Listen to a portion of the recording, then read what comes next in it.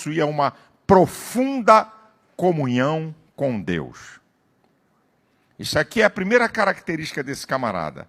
Só conhecemos realmente alguém quando temos uma profunda comunhão com a pessoa.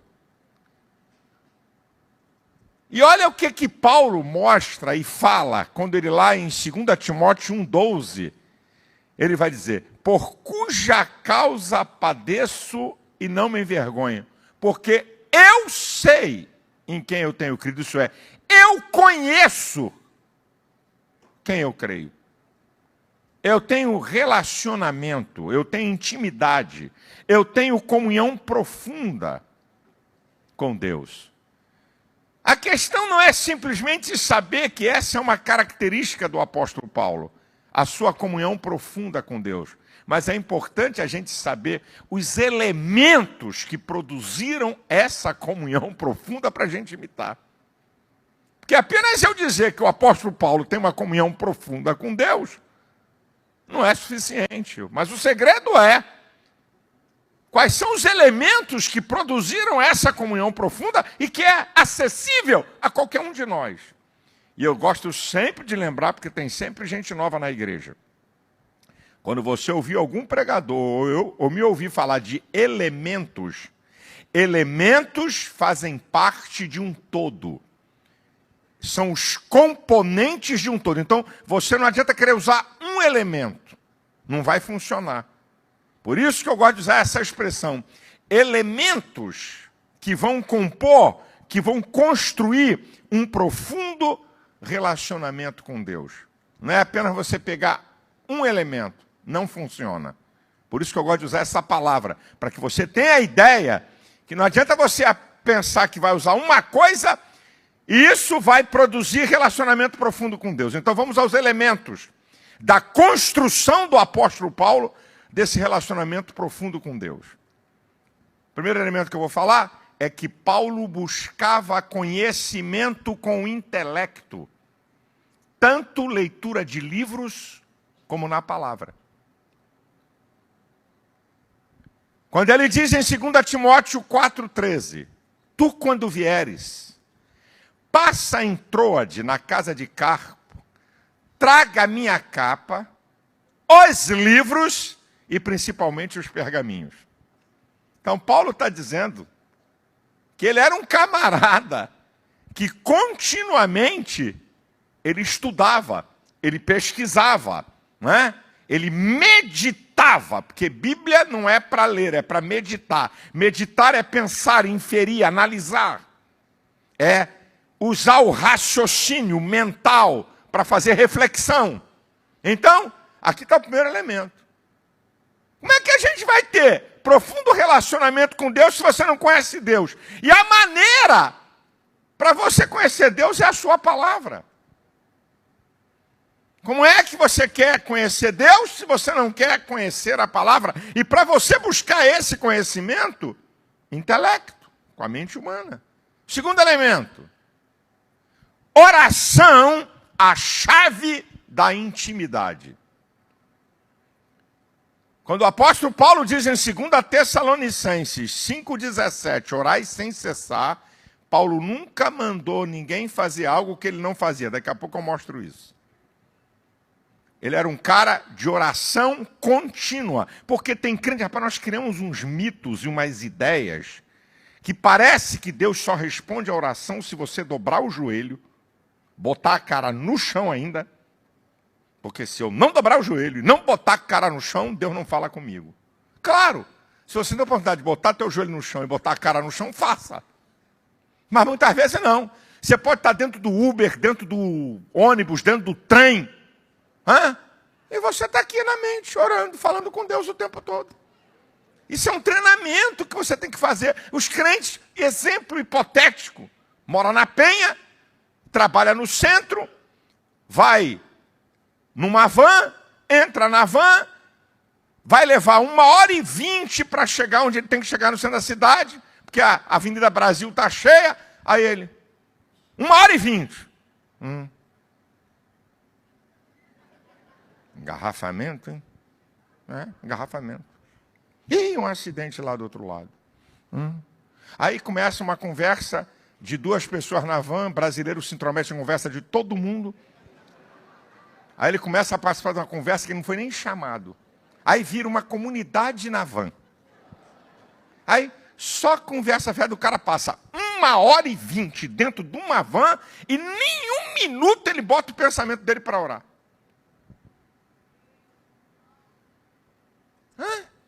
A oração é a chave da intimidade, meu irmão. Eu tenho dito e você já sabe, não precisa nenhum teólogo vir aqui explicar. Deus tem N maneiras para falar com você. E você só tem uma maneira para falar com Ele.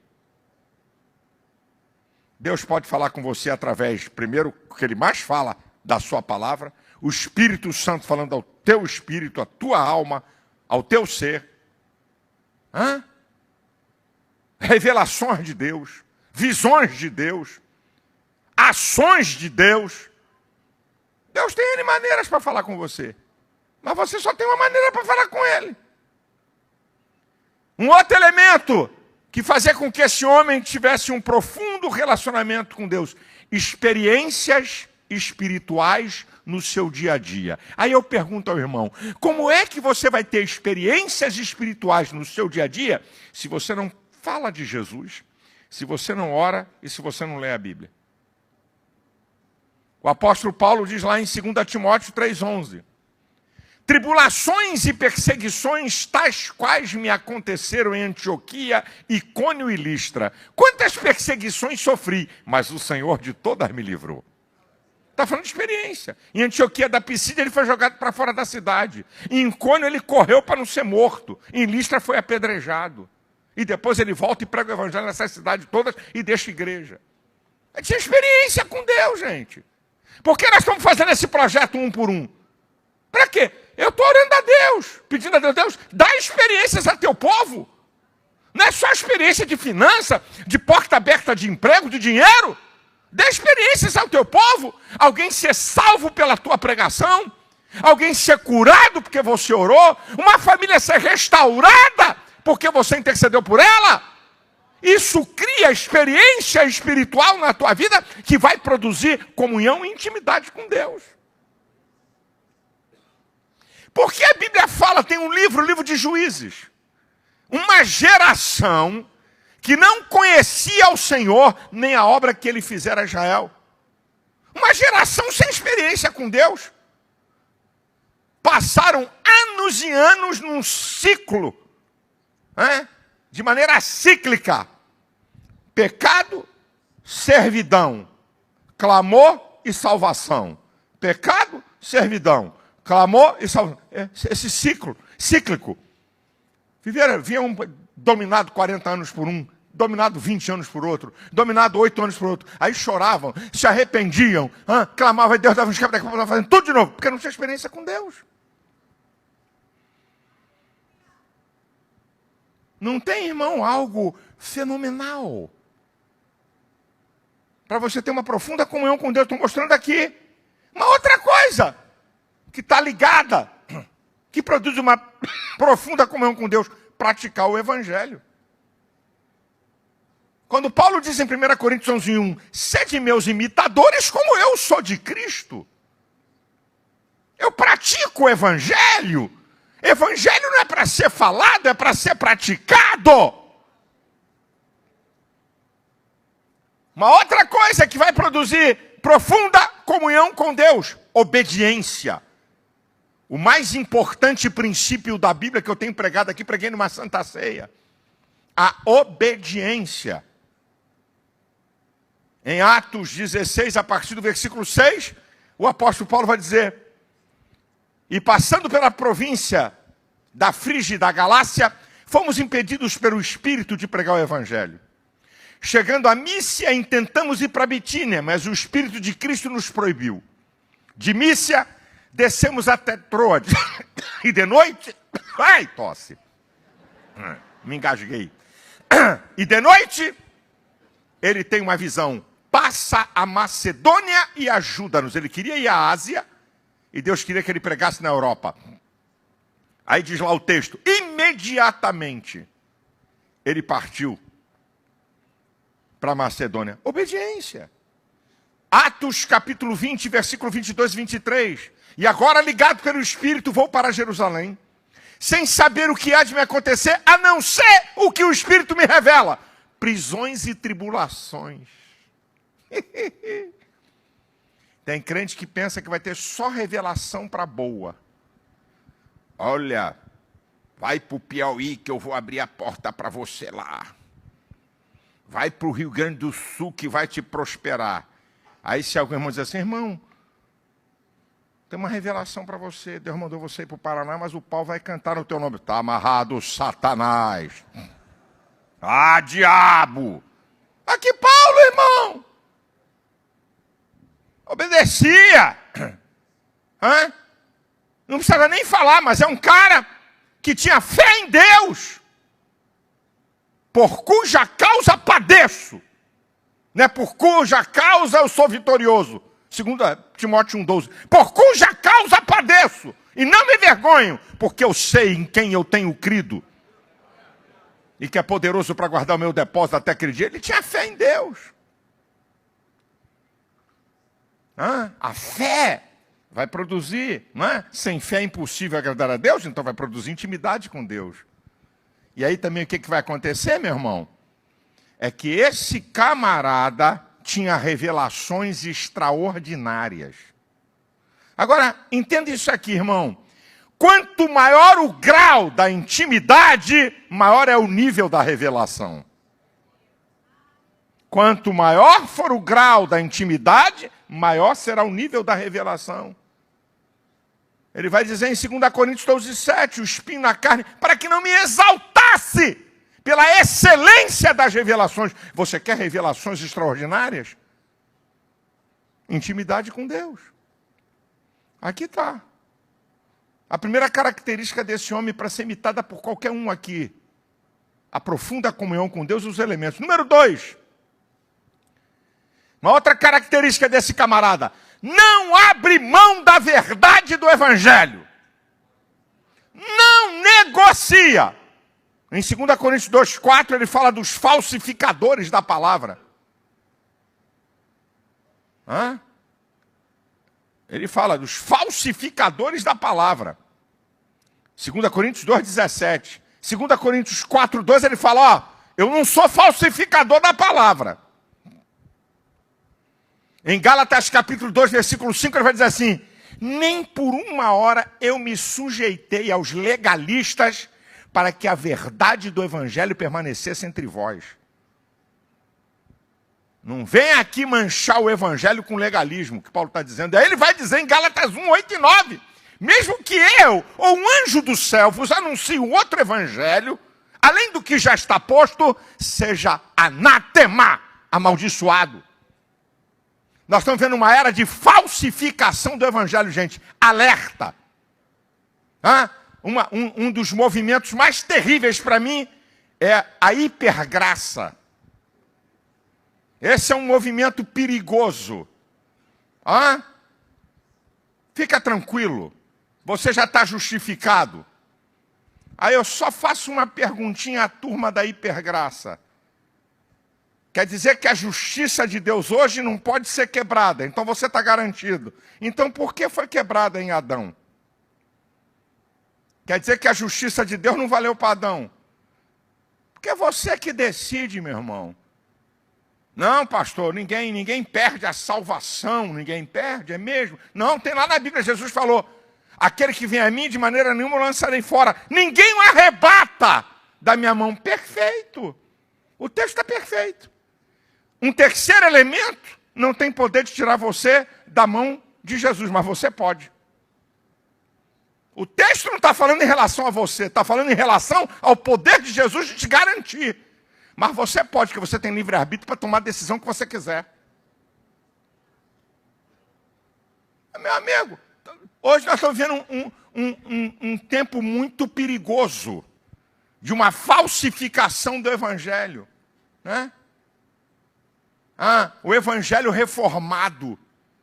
Rapaz, trouxe mais velho que minha bisavó. Eles inventam um nome novo para poder entrar com uma doutrina. Certo? Aí entra com doutrina de predestinação. Ah, mas não tem predestinação na Bíblia? Claro que tem. Eu não vou entrar aqui em questões doutrinárias. Tem predestinação na Bíblia? Claro. Predestinar é determinar o futuro. Deus determinou o futuro da igreja, o futuro de Israel e o futuro dos ímpios.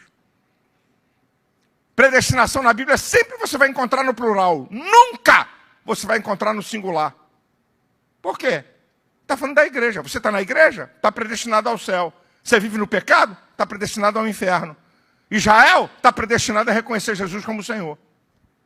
É predestinação na Bíblia. Aqui, só com isso aqui está encerrado o assunto. Agora, predestinação fatalista, que Deus escolheu uns para o céu e outros para o inferno? Então, como é que a Bíblia diz que Deus encerrou a todos debaixo do pecado para com todos usar de misericórdia? Ué, como é que é isso? E se você for para a hipergraça, uma graça sem graça, Tito 2,11 diz, a graça de Deus se há manifestado, ensinando-nos que, renunciando à impiedade e às cobiças mundanas, vivamos neste presente século de maneira sóbria, justa e piamente, aguardando a bem-aventurada esperança, o aparecimento da glória do grande Deus, nosso Senhor e Salvador Jesus Cristo. Cuidado, meu irmão. Cuidado com a falsificação do Evangelho. Porque está lá também, Paulo escreve em 1 Timóteo 4,1. O Espírito expressamente diz que nos últimos tempos muitos apostatarão da fé, dando ouvidos a doutrinas de demônios e a espíritos enganadores. Doutrinas de demônios, teologia deturpada. Espíritos enganadores, similitudes com o poder do Evangelho. Cura, profecia, visão. Meu filho. Terceira característica desse homem de Deus fenomenal. Eu gosto desse negócio aqui. Vocês já ouviram falar muitas vezes. Esse camarada sabia viver em qualquer situação. Qualquer situação. Ele vai falar em Filipenses 4, 11 e 12. Eu aprendi a me contentar com o que tenho. Sei estar abatido e sei ter em abundância. Em toda maneira, em todas as coisas eu estou instruído. Tanto a ter fartura como a ter fome. Tanto a ter em abundância como a padecer necessidade. Agora, separa. Olha o que Paulo está dizendo aqui. Eu sei viver de maneira abatida, passando fome e padecendo. Sabe o que essas três coisas produzem? Desânimo, angústia, baixa estima, revolta, complexo de inferioridade, rejeição. Eu sei viver abatido emocionalmente. Eu sei viver passando fome e necessidade. Eu sei viver com enfermidade, padecendo. Agora, eu também sei viver com fartura e abundância. Sabe o que produz fartura e abundância? Autossuficiência soberba. O camarada não tem nada, é santo, ora, jejua, vem para a igreja. Começa a ter alguma coisa, meu irmão, parece que entra o Satanás. Já não quer orar, fica de nariz empinado, já só nega dízimo, só nega oferta, já começa a esculhambação. Aqui a Paulo está dizendo, olha, eu sei porque ele sabe. Eu sei estar abatido e sei ter em abundância. Em toda maneira, eu estou instruído. Eu sei, eu tenho a experiência. E eu tenho o conhecimento para viver nesses dois extremos. E porque ele sabia viver tanto abatido, passando fome e padecendo, e ele também sabia viver onde havia fartura, sobra e abundância. O versículo 13 responde, posso todas as coisas naquele que me fortalece. Só que os crentes isolam o versículo 13. Ele acha que o 13 está dizendo, posso todas as coisas naquele que me fortalece. Eu posso vencer a miséria, eu posso vencer a escassez, eu posso vencer a fome. Não, você pode passar por isso. É o contrário o texto. Você pode passar por isso e não vai negar a sua fé. Você pode passar por isso e isso não vai te destruir. Seja fome ou seja fartura, seja abundância ou seja escassez, a minha fé não é abalada. O meu relacionamento com Deus não muda. Sabe por quê? Porque eu posso todas as coisas naquele que me fortalece. Porque Deus está comigo, eu aprendi a viver nessas circunstâncias. Número 4. A quarta característica desse camarada, que serve para todos nós. Ele sabia fazer amigos. Ele sabia construir relacionamentos. 2 Coríntios 8, 23 para Tito, meu companheiro e cooperador. Só para Epafrodito, não fala muito desse cara. Mas olha o nível de relacionamento de Paulo com ele. Só para ele Paulo fala isso em Filipenses 2, 25. Meu irmão, companheiro e cooperador. Essas três coisas só para Epafrodito. Depois você chega em Romanos capítulo 16, tem uma lista de uns 27 cooperadores de Paulo. Viagem missionária, Paulo e Barnabé. Brigou com Barnabé por causa de um cara, um cabuloso. Barnabé para um lado, Paulo para outro, chama Silas. Não andava sozinho. Não andava sozinho, viu, filho? Não andava sozinho. As cartas de apóstolo Paulo para igrejas. Mas tem cartas pessoais. Timóteo, Tito e Filemão. Isso para mostrar que ele era um cara de relacionamentos. Como é que você é igreja? Igreja é corpo. Corpo é um conjunto de membros interdependentes. Como é que você quer viver isolado? E como é, irmão, que você também quer isolar outros irmãos e viver no seu clubinho? A irmã já gemeu ali. Meu Deus. Fala, Senhor, está falando. Aqui não entra, nós somos da Assembleia de Deus da Penha. Os saudosistas aqui. Nós somos da Assembleia de Deus da Penha. Não, você não, você é da Assembleia de Deus Vitória em Cristo. Você pertenceu numa dimensão de tempo do propósito de Deus à Assembleia de Deus da Penha. E graças a Deus por isso. Mas agora você está numa nova dimensão. Aí tem o clubinho dos meus amigos, que ninguém entra. Não pode entrar ninguém. Meu irmão, como é que é esse negócio? Uma igreja grande como essa. Se você isolar outros que chegam. E vocês vão ver que aqui nós vamos mudar a maneira de receber visitantes. Vai começar hoje à noite. Nós vamos mudar a maneira. Já começou nas filiais e vai começar aqui na igreja sede. A maneira de receber visitantes. A maneira de receber novos membros. Uma vez por mês. Eu faço um café, apresento os departamentos da igreja para eles e depois são recebidos aqui na frente para você ver quem são. Aí eu recebo aqui os novos membros, aí ele senta do teu lado, que você é membro antigo. É um anjo invisível que sentou aqui do meu lado.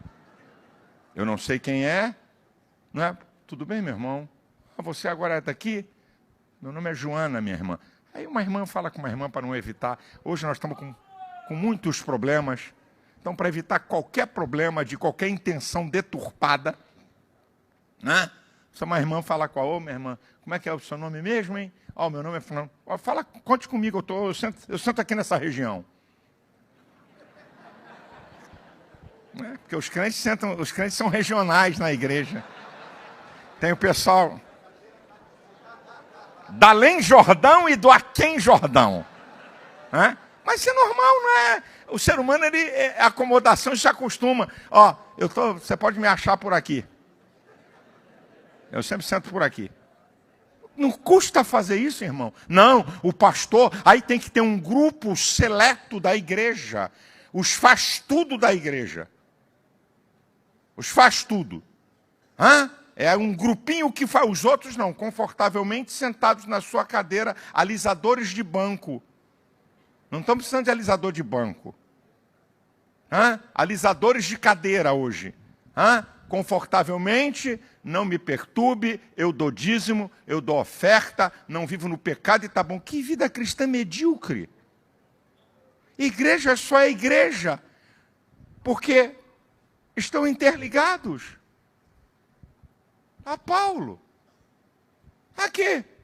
O cara que tinha intimidade com Deus, minha gente. O cara tinha relacionamento, sentia que precisava de outros. O que é que diz Provérbios 18:1? Aquele que se isola insurge-se contra a verdadeira sabedoria. E o que é que diz o versículo 24? O homem que tem muitos amigos pode congratular-se, amigos mais chegados do que irmão. O que é que diz Eclesiastes 4, 9 e 10? É melhor serem dois do que um, porque terá a melhor paga do seu trabalho. Porque caindo, o outro o ajuda. Mas aí daquele que estiver só caindo, quem o ajudará? Ninguém foi me visitar, pastor. Eu fiquei internado 3 meses no hospital. Fiquei 6 meses em casa. Ninguém foi me visitar. Tem 2 perguntas para fazer para você. Primeiro, quem você visitou quando tinha saúde? Vou poder calar a primeira. A segunda, quem são seus amigos? Ninguém sentiu falta de você? Não tem relacionamento com ninguém. Essas 2 perguntas. Uma vez aqui um veio se queixar comigo. Pastor, não me leva a mal, veio fazendo beijinho, tremendo o lábio. Fiquei internado 3 meses. Fiquei 6 meses, não recebi a visita de nenhum pastor, de ninguém, não sei o que. Deixei ele falar, desembuchar, derramou lágrima e tal. Depois que ele derramou a lágrima, já curou emocionalmente, agora segura aqui o azeite do pastor. E crente de muito tempo aqui. Você é crente há quantos anos aqui? Aproximadamente 18 anos. Quem você visitou em 18 anos? Acabou a conversa, acabou. Acabou o beijinho, acabou o choro, vamos deixar de hipocrisia. Nunca visitou ninguém, e agora está reclamando que ninguém vai te visitar. Irmão, lei de semeadura, my brother. Quem são seus amigos? Com quem você relaciona? Com quem você dá parte do Senhor?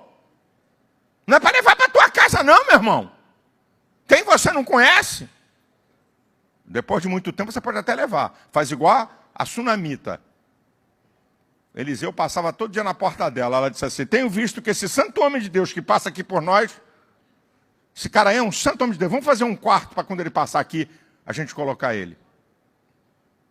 Só para você ter a ideia da história. 5. Isso aqui é importante que eu vou te falar. Ele possuía uma maneira especial de encarar a adversidade. Rapaz, esse cara tinha uma maneira de encarar a adversidade incrível.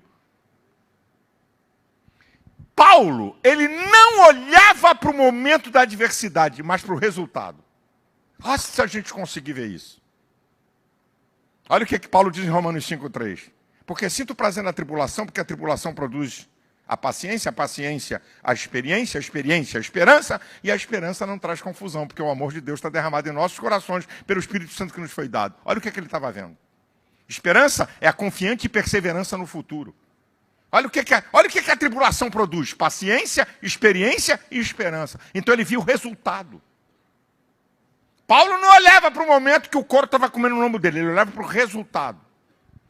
Paulo, quando ele observava a tribulação e a adversidade que ele passava, ele via o que tinha mais valor e menos valor para ele.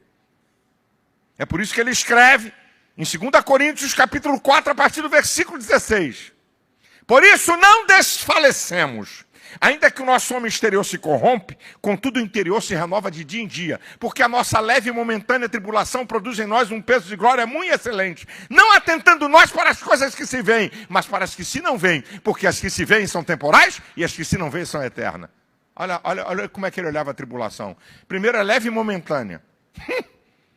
Paulo falando de leve e momentânea tribulação. O cara foi apedrejado, tomou 196 chibatadas dos judeus, tomou varada, passou naufrágio. Ele diz que é leve e momentânea, mas ele vai dar o que tem mais valor e menos valor. Eu não dou valor para essas coisas aparentes e passageiras. Eu dou valor para aquilo que produz peso de glória e para as coisas eternas. O apóstolo Paulo, ele tinha uma maneira de ver a tribulação e a adversidade. Ele reconhecia que elas tinham limites. Olha o que Paulo diz em 2 Coríntios 4, versículo 8 e 9. Em tudo somos atribulados, mas não angustiados, perplexos, mas não desanimados, perseguidos, mas não desamparados, abatidos, mas não destruídos. Ele está colocando limite. Tribulação até o limite máximo anterior à angústia. Posso viver atribulado, viver angustiado, não. Posso ficar sem entender nada do que está acontecendo na minha vida. Desanimado, não. Posso ser perseguido. Desamparado, não. Posso estar abatido, mas destruído, não. Ele sabia dos limites da adversidade. E Paulo também, em relação à adversidade, ele reconhecia que a adversidade era aprimoramento, fortalecimento espiritual. Quando você lê 2 Coríntios capítulo 12, e que ele vai falar uma coisa interessante, que ele vem a partir do versículo 7, falando do espinho na carne, aí o Senhor diz para ele, Paulo, a minha graça te basta, porque o meu poder se aperfeiçoa na fraqueza. Rapaz, o cara aprendia rápido demais. Aí Paulo vai responder ao Senhor, de muita boa vontade eu me alegrarei nas minhas fraquezas para que em mim habite o poder de Cristo, porque sinto prazer nas fraquezas, nas necessidades, nas injúrias, nas perseguições, nas angústias por amor de Cristo, porque quando eu estou fraco, então eu sou forte. Por favor, não confunda e não deturpe o texto. Ele não está dizendo quando ele é fraco na fé, que ele é forte. Irmão, quando você se sentir assim meio fraco na fé, é nessa hora que você é forte. Isso é mentira, teologia deturpada. Quando eu sou fraco, isso é quando eu estou sendo moído pela luta, pela necessidade, pela angústia, pela perseguição, pelo sofrimento. Por causa do Evangelho, por causa da minha fé, é nessa hora que o poder de Deus está se aperfeiçoando em mim. Ah, se a gente conseguisse ver desse jeito que esse cara vê a tribulação e a adversidade, você ia ter uma qualidade de vida cristã e de vida humana muito melhor. Se esta é a característica dele, para a gente imitar. Ele não abria mão dos seus objetivos. Ele era focado no seu propósito. Quando Paulo diz em Filipenses 3, 13 e 14, uma coisa eu faço, e é que... esquecendo-me das coisas que para trás ficam, e avançando para as que estão diante de mim, prossigo para o alvo, pelo prêmio da soberana vocação de Deus em Cristo Jesus nosso Senhor. Eu gosto desse negócio. Uma coisa eu faço, não é o Espírito Santo que faz, não é Deus que faz, não é anjo que faz, eu decido fazer, eu vou prosseguir. Pode levantar barreira, pode vir capeta, pode vir luta, nada vai impedir o meu propósito.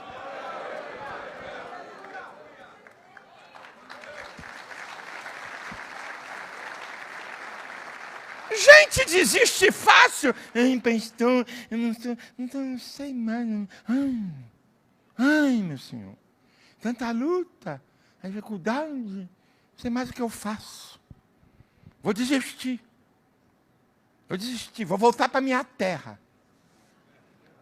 Saiu de lá com a mão na frente e vai voltar com as duas. Desculpa a expressão.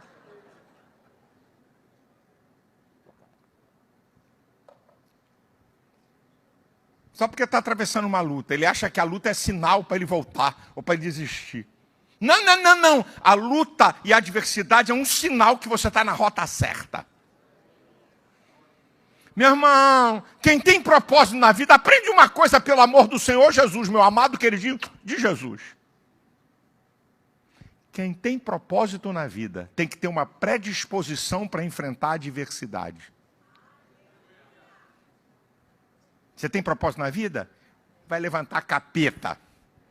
Vai levantar gente da tua família. E muitas vezes dentro da tua casa. Vai levantar irmão. Tudo para fazer você desistir. Tudo para fazer você dar passo para trás. Tudo para fazer... Sabe o que Paulo aqui, meu irmão? Eu faço, eu realizo. E quando ele usa essa palavra, avançando para as coisas que estão diante de mim, a ideia dele é um corredor. A ideia dele é alguém que está numa corrida. Violento esforço para frente. Qualquer corredor faz um violento esforço para frente. Qualquer nível de corrida. Então a ideia dele é isso aqui. Ó, um violento esforço para frente. Por quê? Porque tem coisa contrária. Porque eu tenho que atingir um alvo, um objetivo. Uma outra característica do apóstolo Paulo é que ele era um camarada cheio do Espírito Santo. Ele era cheio do Espírito Santo. Em Atos 13:52, em Antioquia da Pisídia, quando botaram ele para fora da cidade, diz lá, no versículo 52 do capítulo 13 de Atos. E os apóstolos estavam cheios de alegria do Espírito Santo. Se você está cheio do Espírito Santo, rapaz, esse negócio que dois corpos não ocupam o mesmo lugar, na física vale para o mundo espiritual. Você está cheio do Espírito Santo, não tem vaga para angústia. Não tem vaga para desânimo. Não tem vaga para vingança. Você está cheio do Espírito Santo. Sacudiu o pó. Essa raça, não leva nem o pó dessa raça de cambada de miserável que está aqui. Não vou nem levar o pó. Sai, vamos embora. Aleluia! Aqui na Bíblia, irmão, Atos 13:52, cheio do Espírito Santo. Ele era tão cheio do Espírito Santo que em Atos 19, quando ele chega em Éfeso, ele põe a mão sobre os irmãos e os irmãos recebem o Espírito Santo. Aí Paulo vai dizer uma coisa que eu vou aproveitar, vou até beber um pouco d'água, porque vai sobrar para alguém aqui. Beber um pouquinho d'água, até para a garganta não falhar. Quando Paulo diz em Efésios 5:18, não vos embriagueis com vinho em que há contenda, mas enchei-vos do Espírito Santo. Aí agora eu quero chamar a atenção de pais. Tem bebida na tua geladeira, meu irmão? Teu filho está vendo. Não, pastor, eu não sou dominado por bebida. Eu não sou dominado por bebida. De vez em quando eu tomo aqui diz o irmão, uma cervejinha. De vez em quando eu tomo um vinho, papapá, e tem garoto, e tem criança vendo. Você não sabe a loucura que você está fazendo. Seus filhos estão vendo. E você, pai, que é o modelo, porque você é a autoridade da sua casa, você é a referência. Na sua casa é o homem. É a referência maior. Você é viciado em futebol. É fanático por quem? Pelo Flamengo? Pelo Vasco? Pelo Fluminense? Pelo Botafogo? Será que por porcaria você que está me assistindo? Você é fanático? Está produzindo um guri fanático. Para amanhã faltar culto para ir para o estádio. Para ficar emocionalmente abalado quando o time perde. Igual um menino que o pessoal brinca na rede social, né? Um menino que tem uma deficiência e que ele chora quando o time dele perde. Perdeu de novo! Perdeu de novo! Perdeu de novo! Olha aí, perdeu! Você começa a botar um ídolo no coração do teu filho, de uma porcaria que é viciante. Assistir um jogo, qual é o problema assistir um jogo? Eu também assisto. Nada demais, o problema não é assistir um jogo, meu irmão. O problema é eu construir um ídolo aqui dentro. Ó. Aqui é que está o problema. E não vem para cá que eu não sou idiota. É igual o pecador que é fumante inventado. A hora que eu quiser eu paro. A hora que eu quiser eu paro. 40 anos, a hora que eu quiser eu paro. E depois, como você é exemplo, até que você via um jogo, e tal, torcia para o time, mas nada com tanta ênfase. Mas você está construindo numa criança que amanhã vai ser um fanático, porque viu o pai, e multiplicou o que viu. Viu o pai e multiplicou o que viu. Sabe o que os pais fazem hoje? Começa a impregnar no filho, estou falando de pais crentes, o time de futebol que ele torce. O cara é fluminense, o garoto é fluminense também. Por quê, hein? Por que será, hein? O pai é flamenguista, o garotinho também é flamenguista. Por que será? Por quê? Aqui em casa não tem não. Aqui em casa não entra não, meu irmão. Aqui em casa é meu time de coração, tem que ser meu time. Ele não está nem percebendo a construção de ídolo que ele está fazendo no coração de uma criança.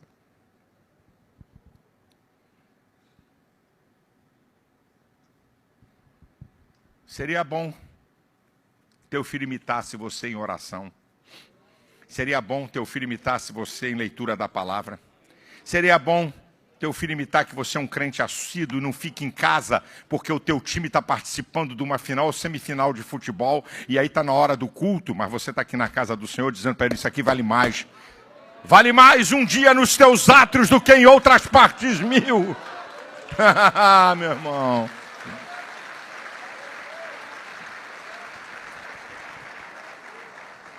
Você quer que seu filho seja cheio do Espírito Santo e a tua geladeira cheia de bebida? Você quer que seu filho cheio do Espírito Santo e você viciado em futebol?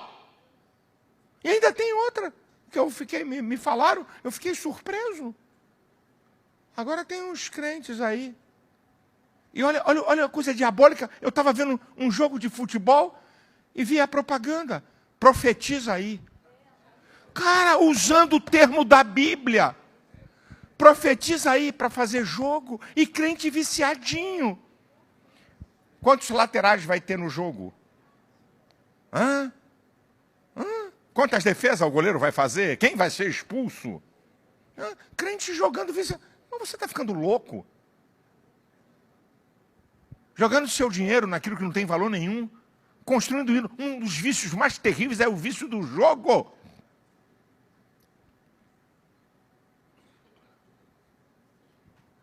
E aí, meu irmãozão? O que é que a gente quer? E vale para você, minha irmã. Desculpa. Tua filha vê você falando mal de todo mundo, tu acha que tua filha vai ser o quê? Uma linguaruda.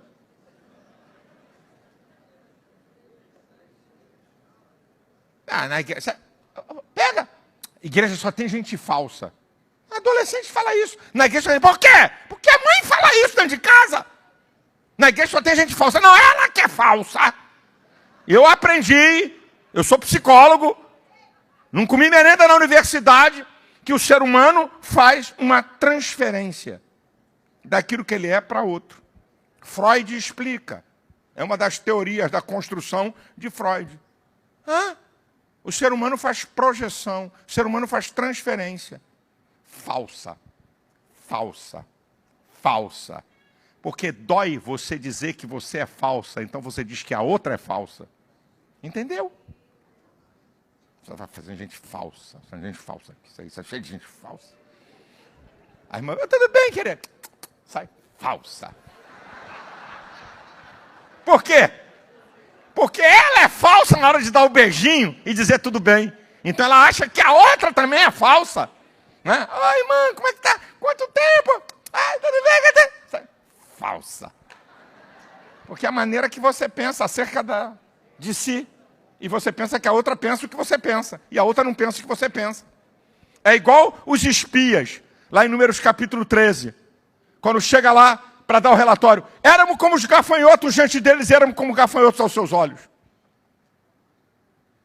Eles falaram do que os outros podiam pensar deles. A gente olhando para nós em relação a eles, não somos nada. E eles olhando para nós também diziam que não eram nada. Não diziam, não falaram nada. Eles é que pensavam errado. Senhor da glória. Já vou terminar, aguenta firme aí. Uma outra coisa do apóstolo Paulo. Ele era um adorador por excelência. Incrível, não é? O homem da teologia, o homem da profundidade teológica é um adorador. Você pega a carta aos Romanos. A carta aos Romanos é um dos mais profundos compêndios teológicos da Bíblia. A justiça de Deus através da fé. Para mim, a carta aos Romanos e a carta aos Hebreus são livros de profundidade teológica. Aí você pega a carta aos Romanos, capítulo 1, capítulo 2, capítulo 3, ele vem falando da justiça de Deus. Vem falando de Israel, o privilégio dos judeus. Capítulo 4, Abraão justificado pela fé. Capítulo 5, nós somos justificados pela fé. Capítulo 6, A graça não nos deixa no pecado. Capítulo 7 de Romanos, a guerra da carne com o Espírito. Capítulo 8, a nova vida debaixo da graça. Capítulo 9, a tristeza de Paulo pela incredulidade de Israel. Vai lá, está discorrendo. Capítulo 10, os judeus rejeitam a justiça de Deus. Capítulo 11, o futuro de Israel. Aí parece que Paulo diz assim, para tudo aí, para. Teologia profunda. Aí dá uma parada no versículo 33, ó profundidade das riquezas, tanto da sabedoria como da ciência de Deus. Quão insondáveis são os teus juízos, quão impenetráveis são os teus caminhos. Quem compreendeu o intento do Senhor? Ou quem foi o seu conselheiro? Quem lhe deu primeiro para depois lhe ser recompensado? Porque tudo é dele, por ele e para ele. Glória, pois, a ele eternamente. Amém. Adoração. Um adorador. Aí você vai em Atos capítulo 16, versículo 22 e 23. Injustamente os caras têm roupa rasgada em praça pública, toma varada.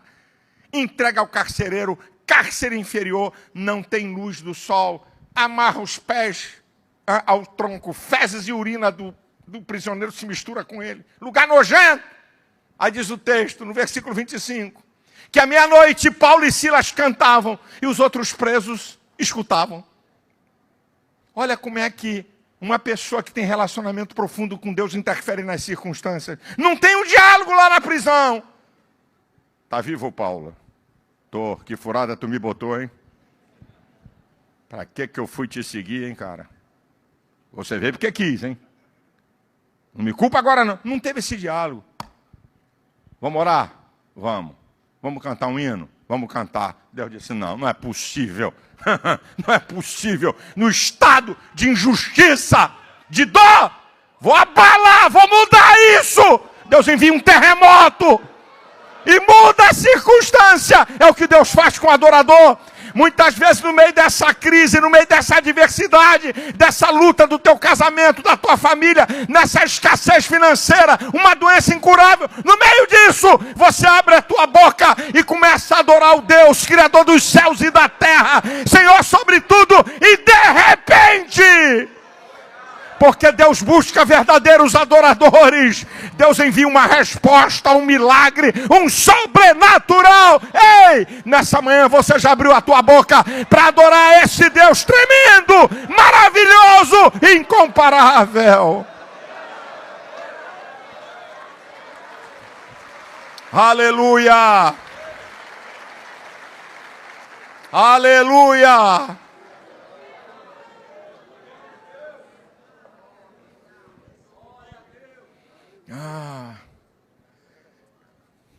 Penúltima característica do apóstolo Paulo. Uma vida exemplar que desafia outros a imitá-lo. Uma vida exemplar que desafia outros a imitá-lo.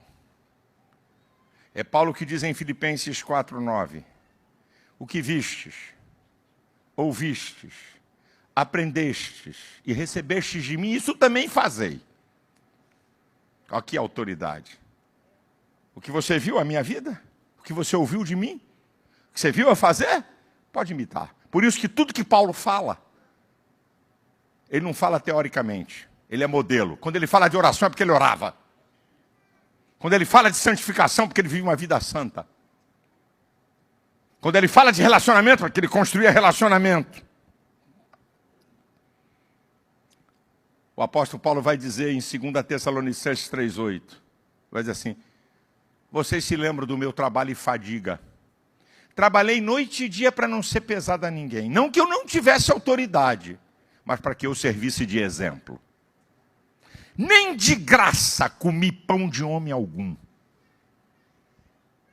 Paulo diz em 2 Coríntios 3, a partir do versículo 8, nem de graça eu comi pão de homem algum, mas com trabalho e fadiga. Trabalhando noite e dia para não ser pesado a ninguém. Não que eu não tivesse autoridade para pedir alguma coisa, mas eu não pedi para que a minha vida fosse exemplo. E em 1 Tessalonicenses ele vai acrescentar uma outra coisa, no capítulo 2, versículo 9. Bem vos lembrais do meu trabalho e fadiga. Trabalhei noite e dia para não ser pesado a ninguém e ainda anunciei o evangelho. Não precisa ser vagabundo para anunciar o evangelho. Ei, pastor, abandonei tudo. Eu tenho 3 crianças para criar, aleluia. Vim para o reino. Tem uma vassoura para ele aí? Tem uns carros para lavar? Tem uns banheiros? Estão enganados com a vida, meu irmão. Pensando que ministério é para vagabundo, que não quer nada na vida e vem para se escorar na igreja. Estão enganados. Estão enganados. Paulo era modelo em todas as áreas, na vida humana, na vida emocional e na vida espiritual. Para terminar, qual é o grande segredo para esse camarada romper na vida? Qual é o grande segredo para isso tudo que eu falei aqui? Um homem com profunda comunhão com Deus, um homem que não abre mão da verdade do evangelho, um homem que sabe viver em qualquer situação, um homem que sabe construir relacionamentos, um homem que tem uma maneira diferenciada de ver a adversidade, que não abre mão de seus objetivos, um homem cheio do Espírito Santo, um homem que tem uma vida exemplar para outros imitá-lo, um adorador por excelência. Qual é o segredo desse camarada? O segredo está em 2 Timóteo 4,7. Combati o bom combate, acabei a carreira e guardei a fé. Desde agora eu estou no aguardo da coroa de justiça que o Senhor me dará naquele dia, não somente a mim, mas a todos que amarem a sua vida. O que ele está dizendo? Não foi fácil. Evangelho da facilidade, meu irmão, cai fora. Não foi combate, teve luta, teve adversidade. Combati o bom combate. Mas o que me sustentou e me trouxe até aqui? A fé. O que vai me levar para o céu? A fé. O segredo desse camarada é a fé. Gálatas 3:22, é Paulo que escreve. As Escrituras encerrou tudo debaixo do pecado, para que a promessa, pela fé, fosse dada aos crentes. Para que a promessa pela fé em Jesus Cristo fosse dada aos crentes. É Paulo que diz em 1 Coríntios 13:13. Agora, pois, permanece a fé, a esperança e o amor. Permanece. A fé. Está lá a fé. Mas o maior destes é o amor. Olha a trilogia que sustentava Paulo. Fé. É Paulo que escreve em Romanos 10:17. A fé vem pelo ouvir e ouvir a palavra. Não é ouvir conto da carochinha. Como dizia o pastor José Santos, saudoso pastor. Meu filho, quando você não tiver nada para pregar, leia o Salmo 119 devagar. É um mensajão. Leia devagar. Eu digo para os pastores aqui, prega a palavra. Não fica preocupado em imitar ninguém, porque Deus dá a cada um aquilo que Ele quer dar. Não adianta, eu não vou imitar nunca. Primeiro que eu não tenho capacidade. Eu não vou imitar nunca Luiz Hermínio. Porque Deus não me chamou. Eu estava na Itália pregando com Luciano Subirá. Para mim, um dos mais profundos pregadores da Bíblia da atualidade. É o pastor Luciano Subirá. Para mim, é um dos mais profundos. Eu não gosto de dizer o mais, que esse negócio de o mais, a gente não conhece todo o Brasil, então eu boto ele assim. Luciano Subirá é um dos mais profundos pregadores da palavra. Aí teve um dia de tarde na conferência, estávamos discutindo uma mesa, eu, ele e mais 2 pastores, sobre hipergraça. Sobre uma vez salvo, salvo para sempre, estava na discussão. Aí, no meio da brincadeira, aí veio uma pergunta que não tinha nada a ver. Aí veio uma pergunta, a pastora era mediadora, disse, pastor, uma curiosidade aqui dos italianos. Como é que o senhor faz para guardar versículo da Bíblia? Eles estão impressionados como é que o senhor cita versículo. Aí eu disse, agora chegou a minha vez de dizer uma coisinha aqui. Eu disse, irmãos, deixa eu dizer uma coisa para vocês. Pastor Luciano Subirá, ele cita muito, não cita tanto versículo quanto eu cito. Mas ele é muito mais profundo na Bíblia do que eu. A questão não é você citar versículo da Bíblia. Porque isso é um treinamento que foi me feito com meu pai quando eu era garoto, que meu pai sentava comigo e me ensinava texto. Aí é uma história longa. Eu tenho mais de 58 anos guardando o texto da Bíblia. Então, treinei desde criança. Isso é um processo que existe chamado processo de lateralização. De 6 a 12 anos, a mente da criança ela é aberta para o aprendizado. E uma criança que tem uma aptidão, seja qualquer, futebol, piano, violão, uma criança que tem uma aptidão e que é desenvolvida entre 6 e 12 anos, meu irmão, ela vai ter uma habilidade maior do que as outras. Isso é provado, isso é cientificamente. Então foi nesse período que foi desenvolvido em mim de guardar texto da Bíblia. Mas isso não me faz ser mais conhecedor. E o Subirá estava comigo. Aí eu falei, tá aqui, para mim um dos mais profundos pregadores e conhecedores da Bíblia. Eu não chego nem no pé dele. Ele não tem tanto texto. Então a coisa mais importante não é você guardar texto. É você ler, meditar, buscar conhecimento para crescer em fé. Essa que é a coisa mais importante da Bíblia, meu amado irmão. E é o apóstolo que em Romanos 1,17 diz que nele se descobre a verdadeira justiça de Deus, de fé em fé, porque o justo viverá da fé. Creia, você tem um Deus poderoso, creia, Ele pode abrir porta que ninguém abre, creia, Ele é o Deus que tem uma salvação para você, creia, a sua palavra é verdade, se submeta a ela, obedeça ao Senhor, creia, meu irmão, é a fé, creia. Esse é o segredo desse camarada, a fé me trouxe até aqui, e é a fé que vai me levar para a eternidade, creia. E para você crescer em fé, só com o poder da palavra do Senhor. Deus vos abençoe em nome de Jesus. De pé.